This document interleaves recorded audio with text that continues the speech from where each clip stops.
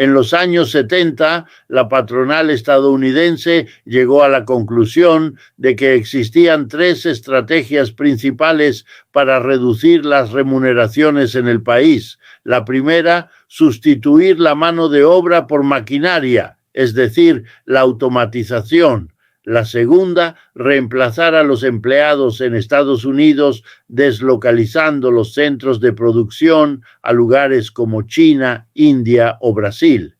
La tercera opción, de menor relevancia y aplicada casi exclusivamente a trabajos del sector servicios o agrícolas que no podían ni deslocalizarse ni automatizarse, fue la siguiente. Se recurrió a la inmigración para cubrir vacantes en el sector servicios, empleos de baja remuneración. En contraste, los empleos de mayor costo, aquellos con salarios elevados que la patronal prefería no asumir, fueron trasladados a Asia y América Latina. La motivación de los capitalistas era clara: incrementar sus beneficios. La producción en el extranjero les permitía pagar a los trabajadores una mínima parte de lo que solían abonar a la fuerza laboral estadounidense. Los trabajadores de Estados Unidos habían luchado incansablemente para alcanzar un nivel de vida digno. Los empresarios anhelaban arrebatarles ese logro y esa fue la razón de la deslocalización. Nadie coaccionó a las corporaciones norteamericanas para que se marcharan. Lo hicieron por voluntad propia para aumentar sus ganancias y para poder competir con otras compañías de distintas partes del mundo que seguían una estrategia similar. El capitalismo es un sistema basado en la competencia. Y fue precisamente la competencia lo que llevó a las empresas de Estados Unidos a buscar mayores márgenes de beneficio en el extranjero, y allí los encontraron. Es cierto que los chinos facilitaron la instalación de empresas estadounidenses, como también lo hicieron los indios, los brasileños, los vietnamitas y muchos otros. Así, las compañías norteamericanas expandieron sus operaciones globalmente. Pero aquí se presenta el dilema. Cuando los capitalistas se marchan en busca de mayores fortunas, ¿qué sucede con las personas que dejan atrás, aquellas que pierden su empleo? Sus vidas con frecuencia podían quedar arruinadas. Y efectivamente, sus vidas fueron devastadas aquí en Estados Unidos, en lugares donde el sector industrial había sido robusto y la manufactura había florecido. El cierre de estas fábricas fue un golpe especialmente duro. Me refiero a las fábricas porque era allí donde los salarios habían alcanzado sus niveles más altos en el país, lo que constituía el principal aliciente para que los empresarios buscaran mano de obra más económica en otros lugares. Podríamos iniciar este análisis en distintos momentos, pero me centraré en la década de 1970, porque en ese periodo ocurrió algo que dio un formidable impulso a la globalización. Fue a partir de entonces cuando un número considerable de corporaciones estadounidenses empezó a mover sus operaciones fuera de las fronteras del país. Esto fue posible gracias a recientes innovaciones tecnológicas como Internet y el motor de aviación a reacción. De repente era viable comunicarse, observar y viajar a cualquier rincón del planeta en segundos mediante Internet o en horas con los aviones. Ya no era indispensable que las actividades de producción, la fábrica, la oficina, la tienda, estuvieran geográficamente próximas. Se podían supervisar, controlar y visitar incluso si se encontraban en el otro extremo del mundo, en un lapso de tiempo razonable. Esta innovación tecnológica inspiró una nueva idea en la mente de los directivos de las grandes empresas. Durante gran parte del siglo anterior, habían lidiado con el resentimiento de tener que pagar salarios progresivamente más altos en Estados Unidos. Los trabajadores, por su parte, tuvieron que batallar por esas mejoras salariales, tuvieron que luchar a través de sus sindicatos, mediante huelgas y con un espíritu de solidaridad, y lo consiguieron, obteniendo remuneraciones cada vez mejores, especialmente en el periodo posterior a la Segunda Guerra Mundial, entre 1945 y 1975. El estándar de vida en Estados Unidos mejoró notablemente, en parte porque los trabajadores, tras la Gran Depresión y la Segunda Guerra Mundial, exigieron condiciones y salarios superiores. El sistema capitalista estadounidense prosperaba, reemplazando a los viejos imperios que se habían autodestruido en la contienda. Había beneficios suficientes para que los empresarios concedieran aumentos salariales a los trabajadores que los reclamaban. Sin embargo, los empresarios nunca aceptaron esta situación de buen grado. No concedieron los aumentos por generosidad, sino que buscaron constantemente la forma de eludirlos. La década de 1970 convirtió esta evasión en una urgencia. ¿El motivo? Básicamente, la recuperación económica tras la devastación de la Segunda Guerra Mundial ya era un hecho. Las economías más dinámicas de los años 70 eran Alemania y Japón, las dos naciones derrotadas en el conflicto. Se habían recuperado en parte con ayuda estadounidense y ahora representaban una fuerte competencia. Fue en esa década cuando los estadounidenses empezaron a percibir que el Volkswagen era una opción más fiable que el Ford o el Chevrolet, y las ventas se contaban por cientos de miles. Los fabricantes japoneses siguieron poco después. Muchos de ustedes que ven este programa todavía conducen esos vehículos. De repente, Estados Unidos se encontró con competidores serios, alemanes y japoneses. Estos entendieron astutamente que para superar a su principal rival, Estados Unidos, debían esforzarse al máximo para crear productos que fueran superiores, más económicos o idealmente ambas cosas. Y lo lograron. De ahí el éxito del Volkswagen, el Toyota y los demás. Esa historia es bien conocida. ¿Cuál fue la reacción de las empresas estadounidenses? Una de las tácticas recurrentes del capitalismo es crear una narrativa y difundirla masivamente a través de los medios de comunicación, los políticos, los discursos de los ejecutivos y las instituciones académicas. ¿Y cuál fue la gran narrativa de los últimos 50 años? La globalización. Se nos bombardea con discursos sobre cómo los estadounidenses adoran la globalización y la unidad con personas de otros países. Nos hablan de multiculturalismo y de las aportaciones de cada cultura. Se nos insistió en que la globalización era una simple cuestión de eficiencia. Las empresas encontraban métodos de producción más eficientes en lugares como Vietnam o Brasil, y todos saldríamos ganando con bienes más baratos y un mayor nivel de vida. La globalización se vendió como un concepto en el que las acciones de las empresas para su propio beneficio, de alguna manera mágica, repercutirían positivamente en toda la sociedad. ¿Era esto cierto? En absoluto. No era más que un revestimiento superficial. Por debajo yacía la desolación de todas aquellas localidades despojadas de sus fuentes de trabajo, devaluadas por la caída del precio de la vivienda y sin perspectivas de futuro para sus jóvenes, quienes, como trágica expresión de esa realidad, se refugiaron masivamente en los opioides. Por eso, ahora que comprendemos lo ocurrido, sentimos indignación y vemos la globalización como algo negativo. Quienes la defienden son vistos con recelo. Pero la cuestión nunca fue realmente la globalización. Esa era solo una historia conveniente para encubrir una realidad mucho más dura. Ahora, sobre China. Primero, Es crucial reconocer la magnitud de su logro. Es un fenómeno que merece una profunda admiración. Posiblemente este es el relato de expansión económica más impresionante en la historia de la humanidad.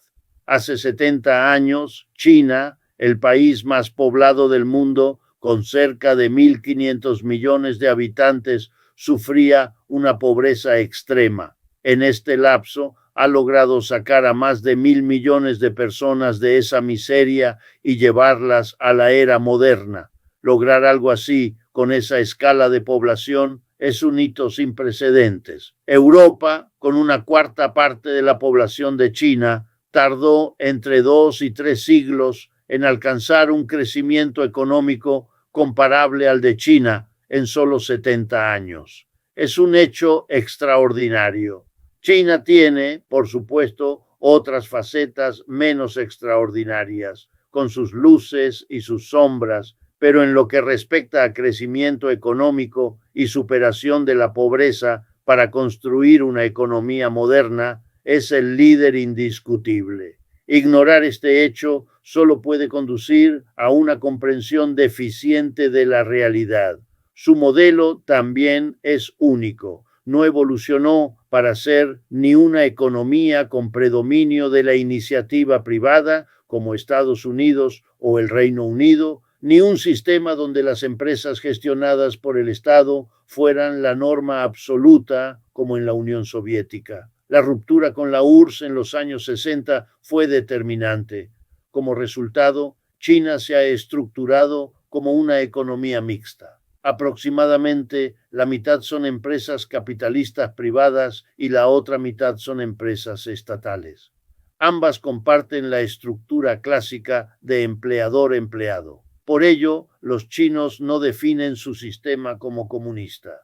El partido en el poder es el Partido Comunista, pero el sistema que han construido lo denominan socialismo, algo distinto y más avanzado que el capitalismo, pero que todavía no es el comunismo. Esta es una forma interesante de ver cómo China redefine los conceptos a través de su propio desarrollo. Hay aspectos distintivos de China que se derivan de su modelo económico. Por ejemplo, en Occidente a menudo se interpreta como un error que construyan viviendas antes de que haya demanda. Sin embargo, esto es parte de su planificación centralizada. Planean el crecimiento de las ciudades en consonancia con el desarrollo del resto del país, por lo que las viviendas están listas para cuando la gente las necesita.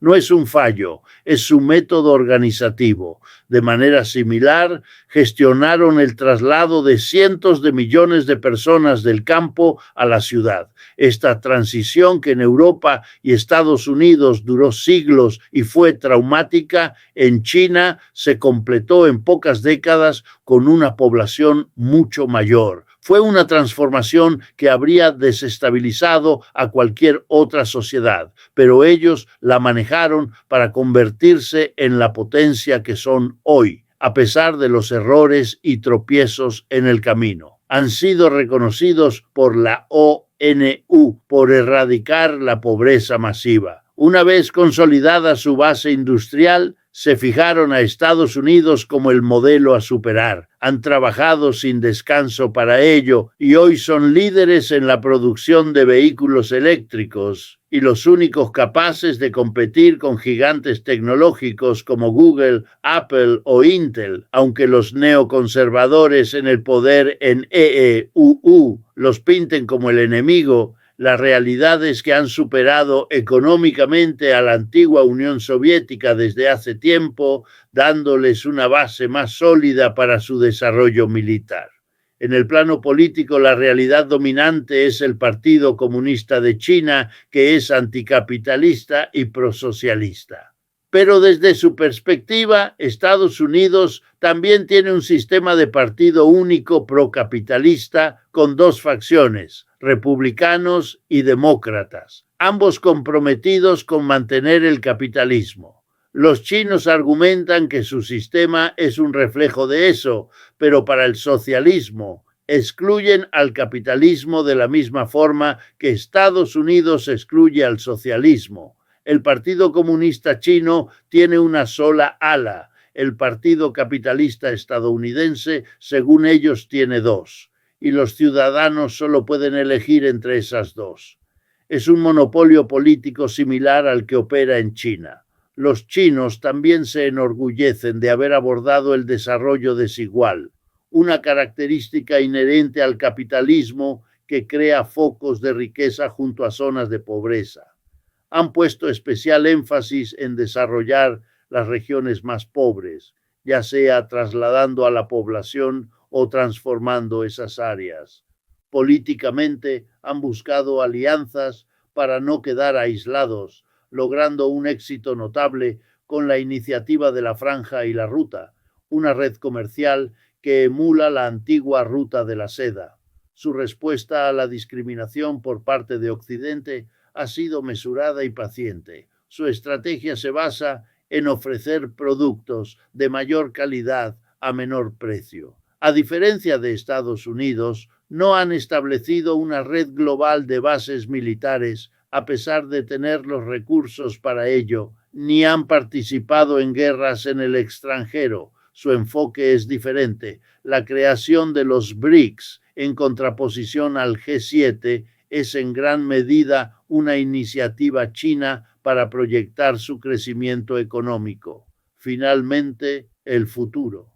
China se encuentra ante una encrucijada con dos posibles caminos que afectarán al mundo entero. Camino 1, China se erige como el nuevo imperio hegemónico, siguiendo el ciclo histórico de auge y caída de imperios, como el romano, el británico o el estadounidense. Camino 2, una alternativa radical, romper el ciclo de imperios y construir algo nuevo. Los BRICS podrían convertirse no en el imperio de un solo país, sino en la primera alternativa global y colectiva para organizar la sociedad. Este ideal, que inspiró a la Liga de las Naciones y a la ONU, podría ahora materializarse. Si China opta por la vía colectiva de los BRICS, sería un cambio histórico. Estados Unidos domina el G7 de una forma en que China aún no domina los BRICS. Esas son las dos trayectorias futuras entre las cuales China está deliberando en la actualidad. Confío en que esta exposición haya sido valiosa para comprender el fenómeno chino. Como siempre, será un placer volver a conversar con ustedes la próxima semana. En los años 70, la patronal estadounidense llegó a la conclusión de que existían tres estrategias principales para reducir las remuneraciones en el país. La primera, sustituir la mano de obra por maquinaria, es decir, la automatización. La segunda, reemplazar a los empleados en Estados Unidos deslocalizando los centros de producción a lugares como China, India o Brasil. La tercera opción, de menor relevancia y aplicada casi exclusivamente a trabajos del sector servicios o agrícolas que no podían ni deslocalizarse ni automatizarse, fue la siguiente. Se recurrió a la inmigración para cubrir vacantes en el sector servicios, empleos de baja remuneración. En contraste, los empleos de mayor costo, aquellos con salarios elevados que la patronal prefería no asumir, fueron trasladados a Asia y América Latina. La motivación de los capitalistas era clara: incrementar sus beneficios.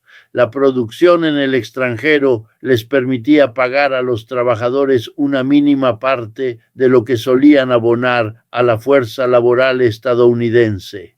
Los trabajadores de Estados Unidos habían luchado incansablemente para alcanzar un nivel de vida digno. Los empresarios anhelaban arrebatarles ese logro y esa fue la razón de la deslocalización.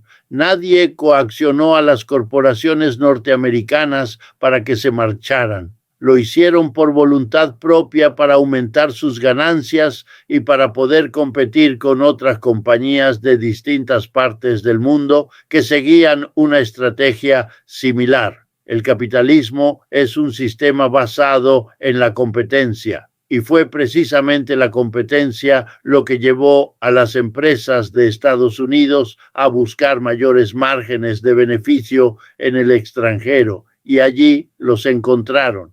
Es cierto que los chinos facilitaron la instalación de empresas estadounidenses, como también lo hicieron los indios, los brasileños, los vietnamitas y muchos otros. Así, las compañías norteamericanas expandieron sus operaciones globalmente. Pero aquí se presenta el dilema. Cuando los capitalistas se marchan en busca de mayores fortunas, ¿qué sucede con las personas que dejan atrás? Aquellas que pierden su empleo, sus vidas con frecuencia podían quedar arruinadas y efectivamente sus vidas fueron devastadas aquí en Estados Unidos, en lugares donde el sector industrial había sido robusto y la manufactura había florecido. El cierre de estas fábricas fue un golpe especialmente duro. Me refiero a las fábricas porque era allí donde los salarios habían alcanzado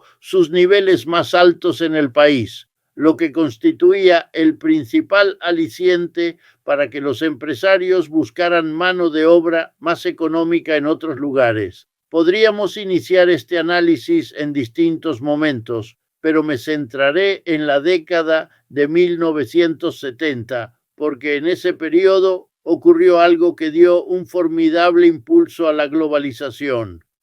Fue a partir de entonces cuando un número considerable de corporaciones estadounidenses empezó a mover sus operaciones fuera de las fronteras del país.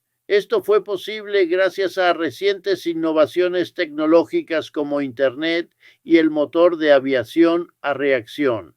De repente era viable comunicarse, observar y viajar a cualquier rincón del planeta en segundos mediante Internet o en horas con los aviones. Ya no era indispensable que las actividades de producción, la fábrica, la oficina, la tienda, estuvieran geográficamente próximas. Se podían supervisar, controlar y visitar incluso si se encontraban en el otro extremo del mundo, en un lapso de tiempo razonable. Esta innovación tecnológica inspiró una nueva idea en la mente de los directivos de las grandes empresas. Durante gran parte del siglo anterior, habían lidiado con el resentimiento de tener que pagar salarios progresivamente más altos en Estados Unidos.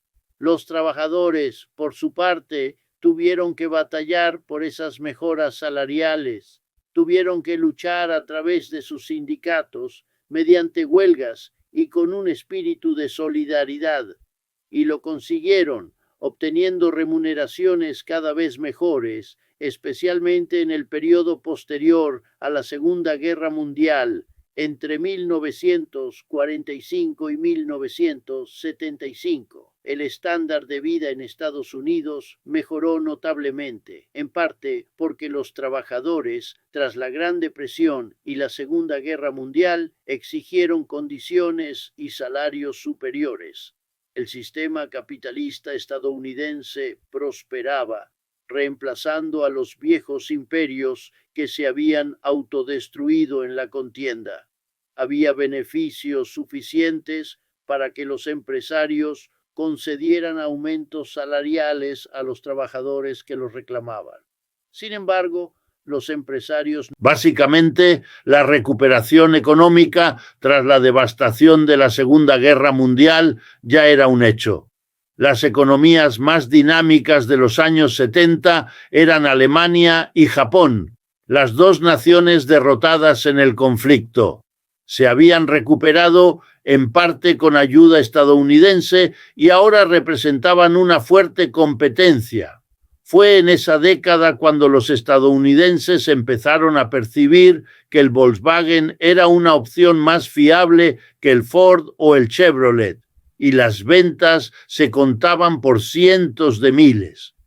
Los fabricantes japoneses siguieron poco después. Muchos de ustedes que ven este programa todavía conducen esos vehículos. De repente, Estados Unidos se encontró con competidores serios, alemanes y japoneses. Estos entendieron astutamente que para superar a su principal rival, Estados Unidos, debían esforzarse al máximo para crear productos que fueran superiores, más económicos o idealmente ambas cosas. Y lo lograron. De ahí el éxito del Volkswagen, el Toyota y los demás. Esa historia es bien conocida. ¿Cuál fue la reacción de las empresas estadounidenses? Una de las tácticas recurrentes del capitalismo es crear una narrativa y difundirla masivamente a través de los medios de comunicación, los políticos, los discursos de los ejecutivos y las instituciones académicas. ¿Y cuál fue la gran narrativa de los últimos 50 años? La globalización. Se nos bombardea con discursos sobre cómo los estadounidenses adoran la globalización y la unidad con personas de otros países. Nos hablan de multiculturalismo y de las aportaciones de cada cultura. Se nos insistió en que la globalización era una simple cuestión de eficiencia. Las empresas encontraban métodos de producción más eficientes en lugares como Vietnam o Brasil, y todos saldríamos ganando con bienes más baratos y un mayor nivel de vida. La globalización se vendió como un concepto en el que las acciones de las empresas para su propio beneficio, de alguna manera mágica, repercutirían positivamente en toda la sociedad. ¿Era esto cierto? En absoluto. No era más que un revestimiento superficial. Por debajo yacía la desolación de todas aquellas localidades despojadas de sus fuentes de trabajo, devaluadas por la caída del precio de la vivienda y sin perspectivas de futuro para sus jóvenes, quienes, como trágica expresión de esa realidad, se refugiaron masivamente en los opioides. Por eso, ahora que comprendemos lo ocurrido, sentimos indignación y vemos la globalización como algo negativo. Quienes la defienden son vistos con recelo. Pero la cuestión nunca fue realmente la globalización. Esa era solo una historia conveniente para encubrir una realidad mucho más dura. Ahora, sobre China. Primero, es crucial reconocer la magnitud de su logro. Es un fenómeno que merece una profunda admiración. Posiblemente este es el relato de expansión económica más impresionante en la historia de la humanidad. Hace 70 años, China, el país más poblado del mundo, con cerca de 1.500 millones de habitantes, sufría una pobreza extrema. En este lapso, ha logrado sacar a más de 1.000 millones de personas de esa miseria y llevarlas a la era moderna. Lograr algo así con esa escala de población es un hito sin precedentes. Europa, con una cuarta parte de la población de China, tardó entre 2 y 3 siglos en alcanzar un crecimiento económico comparable al de China en solo 70 años. Es un hecho extraordinario. China tiene, por supuesto, otras facetas menos extraordinarias, con sus luces y sus sombras, pero en lo que respecta a crecimiento económico y superación de la pobreza para construir una economía moderna, es el líder indiscutible. Ignorar este hecho solo puede conducir a una comprensión deficiente de la realidad. Su modelo también es único. No evolucionó para ser ni una economía con predominio de la iniciativa privada, como Estados Unidos o el Reino Unido, ni un sistema donde las empresas gestionadas por el Estado fueran la norma absoluta, como en la Unión Soviética. La ruptura con la URSS en los años 60 fue determinante. Como resultado, China se ha estructurado como una economía mixta. Aproximadamente la mitad son empresas capitalistas privadas y la otra mitad son empresas estatales. Ambas comparten la estructura clásica de empleador-empleado. Por ello, los chinos no definen su sistema como comunista. El partido en el poder es el Partido Comunista, pero el sistema que han construido lo denominan socialismo, algo distinto y más avanzado que el capitalismo, pero que todavía no es el comunismo. Esta es una forma interesante de ver cómo China redefine los conceptos a través